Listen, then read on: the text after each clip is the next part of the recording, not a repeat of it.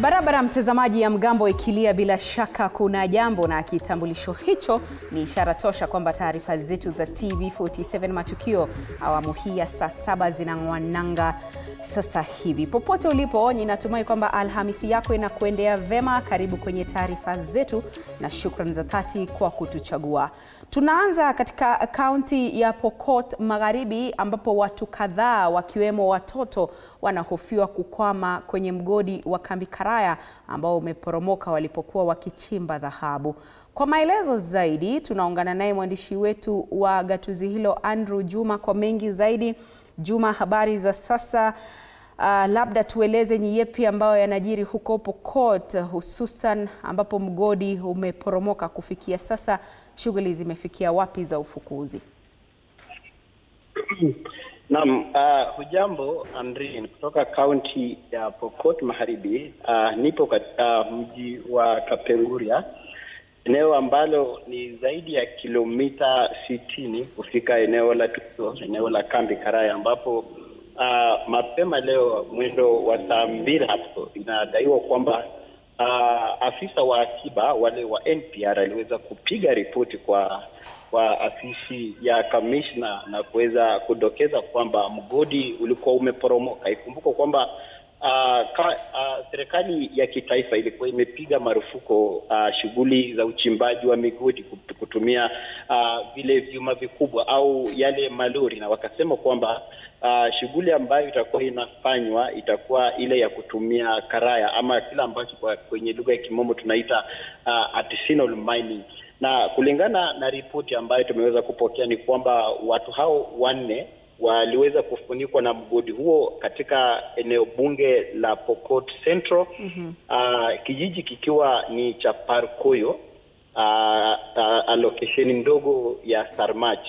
Na inadaiwa kwamba 4 hawa walifunikwa mwendo wa saa 10 asubuhi, na 4 hawa ni pamoja na Silas Bosenya ambaye ni kijana wa miaka 22, tunaye Lupohon Lopakara ambaye ni mtoto mdogo huyo wa miaka 14, vilevile Jacob Tatangana ambaye ni mtu mzima huyo wa miaka 30, na Morio Akotopobo yule ni mtu mzima pia wa miaka 35. Na kisa hiki ni miongoni tu mwa visa ambavyo vimekuwa vikitokea katika kaunti ya Pokot Magharibi, haswa maeneo ya uchimbaji wa migodi. Na inadaiwa kwamba pia eneo hilo lilikuwa ni eneo hatari. Kulingana na ripoti ambayo tumepokea ni kwamba ni mojawapo wa maeneo ambayo kwa yametengwa kutokana na ile hatari ya kuweza kuporomoka. Kwa hivyo 4 hawa waliweza kufunikwa katika maeneo hayo, na hadi sasa serikali ya kaunti kupitia kile kitengo cha kupambana na majanga kiliweza kufika eneo hilo mwendo wa asubuhi. Vilevile shirika la Red Cross pia liliweza pia kufika hapo kwa ushirikiano na maafisa wa usalama, wakaendeleza shughuli hiyo. Na hadi sasa kila ambacho tunaweza ripoti ni kwamba miili ya 4 hao imeweza kuondolewa katika eneo la tukio na inapelekwa hadi hospitali au chumba cha wafu cha Kapenguria hapa.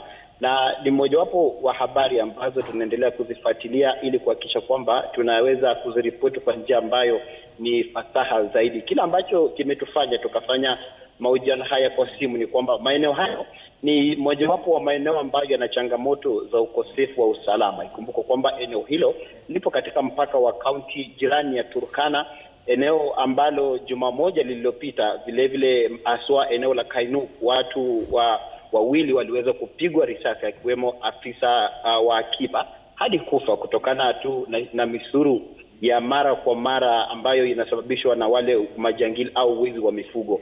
Kwa hivyo hatukuweza kufika eneo hilo kwa sababu pia kutokana na changamoto ya umbali, vilevile changamoto ya ukosefu wa usalama pia huwa inahitaji mikakati mahususi ili kuhakikisha kwamba pia unapokuwa unakwenda kule pia usalama wako unakuwa ni kitu ambacho ni cha muhimu zaidi. Ila kwa sasa tunaendelea kufuatilia taarifa hiyo hadi mwendo wa jioni. Iwapo tutakuwa tumepata mengi pia kuripoti, tutakuwa tunaungana nawe hapo mwendo wa baadaye, na iwapo hatutapata muda pia mwendo wa saa 1 na saa 3 pia tutapokea habari hizi kwa njia ambayo inafaa zaidi. Naam, asante sana mwandishi wetu wa habari Andrew Juma ambaye anazungumza nasi kwa njia ya simu kutoka Pokot Magharibi, ambapo ripoti zinazotufikia sasa ni kwamba mgodi umeporomoka na watu kadhaa wakiwemo watoto wanahofiwa kukwama kwenye mgodi huo. Anasema ni mtoto au watu mmoja wa umri wa miaka 22, mwingine miaka 14, watu wazima wawili, mmoja wa miaka 30 na mwingine wa miaka 35. Sijui Andrew iwapo bado yuko kwenye laini. Andrew, iwapo unanipata, labda ungetueleza kuhusiana na hali ambayo serikali ya Pokot Magharibi imechukua au hatua ambayo serikali ya Pokot Magharibi imechukua hadi kufikia sasa, ambapo unasema kuporomoka kwa mgodi wenyewe ulifanyika mwendo wa saa 2 asubuhi. Sasa ni saa 7:07. Ni juhudi zipi ambazo serikali imechukua kuhakikisha kwamba inafukua miili au iwapo watapatikana basi wakiwa hai watu hawa ambao wamekwama kwenye mgodi? Mojawapo wa zile hatua ambazo serikali iliweza kuchukua, kumbuka kwamba mgodi huu uliporomoka mwendo wa saa 10 asubuhi. Kisa chenyewe kikaripotiwa mwendo wa saa 2 asubuhi. Ila baada ya kuripotiwa kwa kisa hicho, serikali ya kaunti kupitia kile kitengo cha kupambana na dharura ama kupambana na majanga kiliweza kutumwa katika eneo hilo kikiambatana na kile cha Msalaba Mwekundu au shirika la Msalaba Mwekundu kwa ushirikiano na maafisa wa usalama wale wa akiba na hata wale maafisa wa usalama ambao huwa wanashika doria katika eneo hilo la mpaka ambalo nimekudokezea kwamba huwa linakumbana na changamoto za usalama. Na sasa tunapozungumza ni kwamba mili hiyo minne imeweza kufukuliwa na imetolewa katika migodi hiyo na inapelekwa katika chumba cha wafu cha hospitali ya rufaa ya Kapenguria. Na vilevile ripoti ambayo tuweza kupata ni kwamba wenyeji wa eneo hilo wameweza kutahadharishwa. Kamishna wa eneo hilo au kamishna wa kaunti Abdullahi Halifa akisema kwamba itakuwa ni makosa iwapo wenyeji wa eneo hilo wanazidi kuvizia baadhi ya maeneo ambayo yalitengwa kutokana na ile hatari ya kuporomoka. Viongozi mbalimbali akiwemo mbunge wa eneo hilo la Sigor Peter Lochakapong vilevile wameendelea kutuma rambirambi zao kwa wale ambao wamepoteza maisha yao, wakiendelea kutoa wito kwa wenyeji wakiwaeleza kwamba wajitenge na sehemu ambazo ni hatari kwa usalama.